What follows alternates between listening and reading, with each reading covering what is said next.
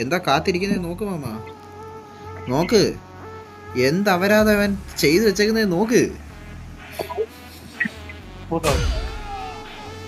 ഈ കടയാടി കടയാടി ഈ കടയാടി മോൻ എന്നാ പണ്ണ് വെച്ചേക്കുന്നത് നോക്ക് മാമ അവൻ.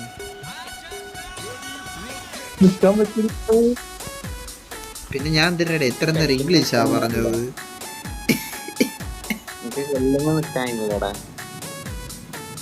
ഗായ്സ്, വാവ് ഉണ്ടാക്കി കഴിഞ്ഞാൽ ഇങ്ങനത്തെ മാപ്പുകൾ ഉണ്ടാക്കുന്നവന്മാരോട് എന്താണ് നമുക്ക് പറയേണ്ടത്? അതായത് എനിക്ക് നിൽക്കാൻ പോലും പറ്റുന്നില്ല. എന്തുവാടാ ഇത്?